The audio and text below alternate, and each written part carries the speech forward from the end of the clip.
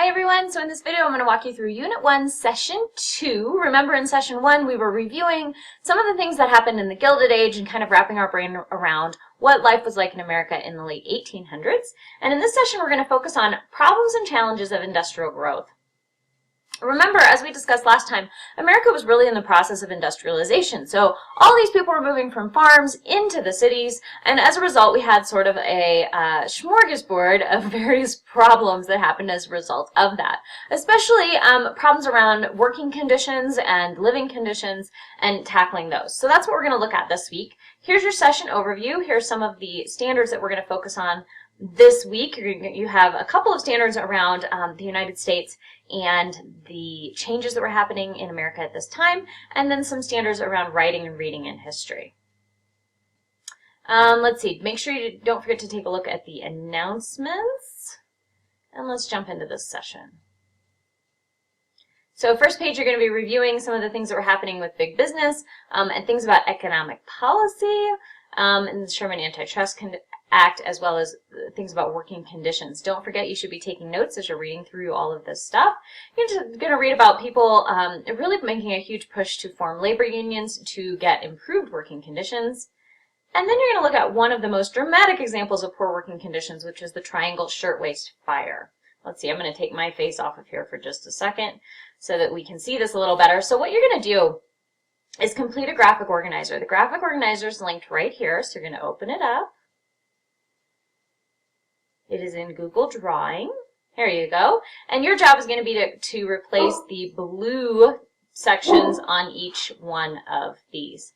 So you're really looking at what are the details of the Triangle Shirtwaist Fire, what were the causes of the tragedy. In other words, why did so many people die in this particular fire? Okay, in order to find that information, you're going to watch a video. It's right here.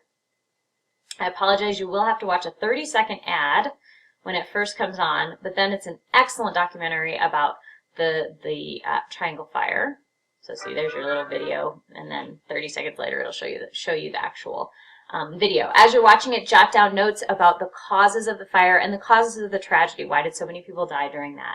I do want you to be sure that you're writing in complete sentences with supporting details, and I even made you a video explaining exactly what I mean by that. So make sure that you watch the video for an explanation of how do you find supporting details and what am I really looking for in that. Okay? Let's see. I can give you my face back there. There we go. And then you're going to submit it on this page. Pay attention to the rubric. Note that it's tied to how well you support your claims, as well as how well you understand the Triangle Shirtwaist Fire. And then there's a category in here for timeliness. I don't want you to be confused by that.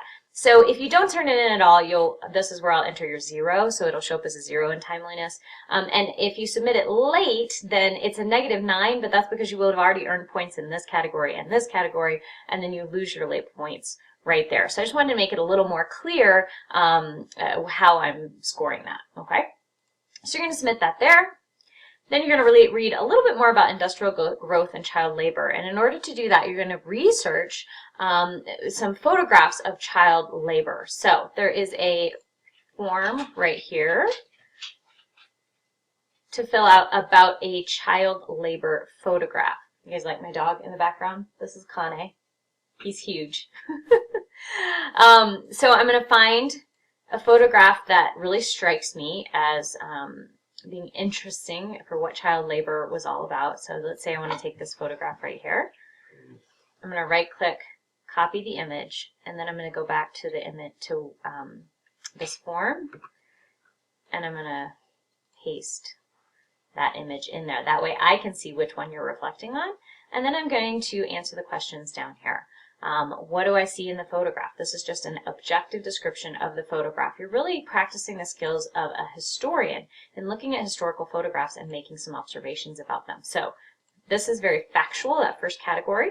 Second category is more subjective. What is this? How does this photograph make you feel? I see such and such, it makes me think of such and such, and making those connections.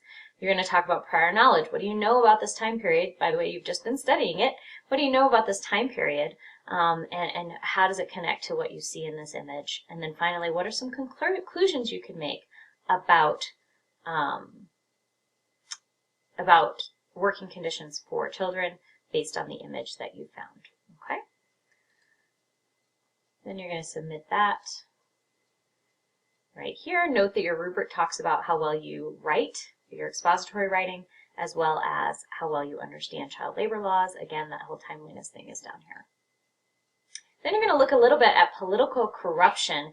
And in this, we're trying to figure out, okay,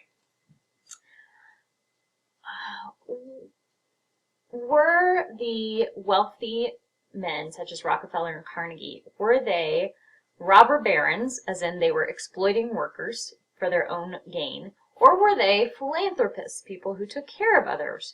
So you're going to look at the evidence and then make an argument about that.